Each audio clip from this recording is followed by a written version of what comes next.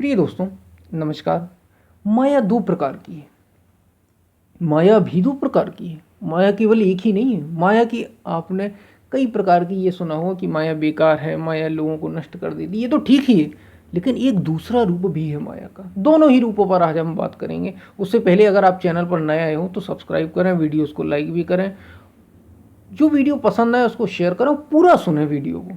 तो जो कहना चाह रहा है वीडियो, उसको आप समझ पाएंगे ठीक तरीके से, क्योंकि ये 1-2 मिनट की बात नहीं होती और एक वीडियो में कभी कभी ये बातें पूरी आ भी नहीं पाती। कोशिश तो यही की जाती कि सारी बात कही जा सके। तो पूरा सुने, आप उसका वास्तविक लाभ ले पाएंगे। हम चलते हैं अपनी वीडियो की तरफ। माया क्या है, इस पर तो हमने कबीर माया पापिणी हर से करे हराम। लेकिन माया भी दो प्रकार की है और दोनों माया भगवान की ही है। दोनों ही उस परमात्मा की ही माया है। लेकिन एक ऐसी माया है जो परमात्मा तक ले जाती है और एक ऐसी माया है जो संसार में ले जाती है। अब आपका चुनाव है, सारा चुनाव आपका है। आप किस तरफ जाना चाहते, परमात्मा की ओर या संसार की ओर। तो कहने वालों ने, हमारे संतों ने कहा, एक दुष्ट अतिशय दुख रूपा, जावस जीव पराभव कूपा। एक माया जिसको अविद्या माया कहते हैं, काम क्रोध लोभ मोह राग द्वेष, ये सब जिसके साथी है। ये जो माया है, जो संसार आप देख रहे हैं, जो जगत मोह निशा सब सो बनिहारा, देखत सपन अनेक प्रकार, इसमें जो पड़े हुए हैं जीव, ये अविद्या माया के कारण है। ये बड़ी दुष्ट है, बड़ी खतरनाक है और ये लगातार सबको घेरे रहती है। ये स्त्री को पुरुष, पुरुष को स्त्री, किसी को कुछ अलग अलग सबको दिखाती है। और एक माया विद्या माया है। ये है, ये भी माया ही है, लेकिन ये प्रभु प्रेरित माया है, नहीं निज बलता की।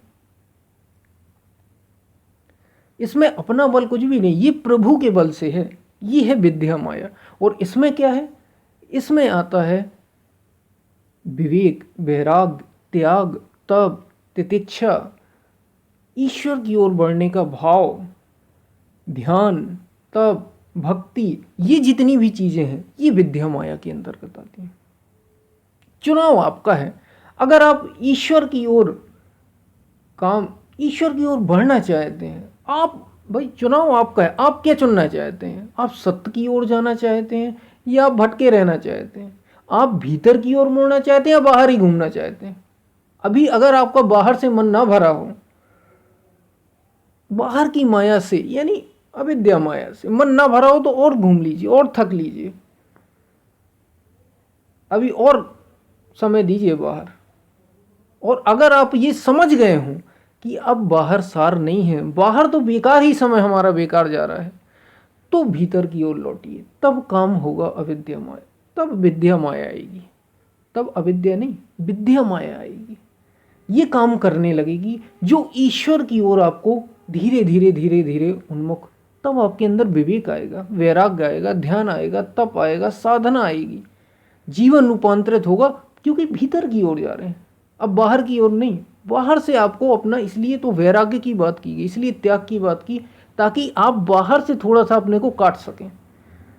त्याग कोई आवश्यक शर्त नहीं है, आवश्यकता उसकी इसलिए लगा दी गई कि हमारा ध्यान बाहर से भीतर की ओर नहीं आ पा रहा है। अगर भीतर की ओर ध्यान हो तो बाहर कोई समस्या नहीं। और परमात्मा की अगर बात करें तो वो विद्या और अविद्या दोनों से परे है। पहले तो आपको अविद्या में सभी पड़े हैं, अविद्या माया में सब पड़े हैं। सारा संसार अविद्या माया से ही रचित है। पेड़ पौधे पत्थर पहाड़ पशु पक्षी जीव जंतु सारे उससे ही हैं।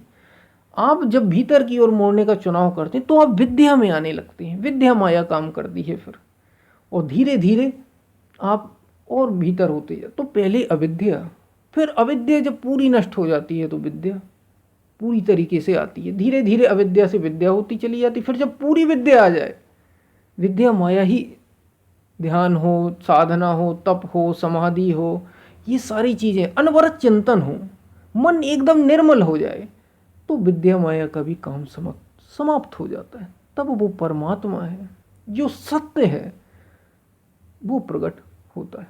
ये अंतिम बात है। तो यहाँ तक हमें जाना है। तो ये थे विद्या और अविद्या माया के रूप। माया भी दो प्रकार की है, एक प्रभु प्रेरित है और एक वो माया है जो संसार की ओर प्रेरित करती है। अब चुनाव आपका है, आप किस तरफ जाना चाहते हैं, वहीं आपको उस ओर सहायता मिलने लगेगी। हम फिर मिलते हैं, तब तक के लिए धन्यवाद।